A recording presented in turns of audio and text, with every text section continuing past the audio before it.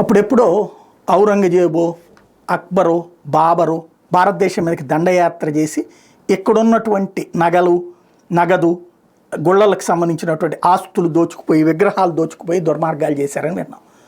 ఇప్పుడు నవభారతంలో బీజేపీ ఏతర ప్రభుత్వాలు అధికారంలో ఉన్నటువంటి రాష్ట్రాల్లో, చివరికి కేరళలో అయితే ఇత్తడి సామాన్లు కూడా అమ్మేసుకోవడానికి సిద్ధపడ్డతే చివరికి కోర్టు ఆపాల్సి వచ్చింది. అదేంద్ర అక్కడ ఇత్తడి సామాన్లు అమ్మేస్తారు.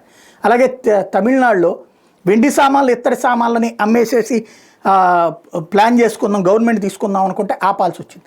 కర్ణాటకలో కోర్టు ఆపాల్సి వచ్చింది. కర్ణాటకలో దేవుడి ఆస్తులు అట్లాగే మిగ్గేయడానికి చూశారు. ఇప్పుడు ఈ అన్నిటి ధైర్యంతో అనుకుంటా, అంటే మసీదులకు ఉండే ఆస్తులు, వక్ఫ్ ఆస్తులనేమో కాపాడాలి, ఇంకా హిందువుల ఆస్తులు తీసుకున్నా ఒప్పుకోవాలి, క్రిస్టియన్స్ సంబంధించిన ఆస్తులు జోలికి పోవద్దు, హిందువులకు సంబంధించి చివరికి దేవుళ్ళకి సమర్పించిన బంగారాలని కూడా ప్రజలకు ఇచ్చేయాలట. తాజాగా మౌలానా కల్బే జవాద్ ఒక దారుణమైనటువంటి స్టేట్మెంట్ ఇచ్చారు. Government should distribute gold deposited in temples among people. ప్రజల చేతన ఆలయాలలో ఆలయాలకు ఇవ్వబడినటువంటి బంగారం డిపాజిట్లను ప్రజలకి పంచాలట. రేపు కాంగ్రెస్ ఆ హామీ కూడా ఇచ్చిన ఆశ్చర్యపోనక్కర్లేదు, లేదా వాళ్ళతో ముందు చెప్పి ఆ తర్వాత తాము అధికారంలోకి వస్తే ఇస్తామని చెప్పినా ఆశ్చర్యపోనక్కర్లేదు.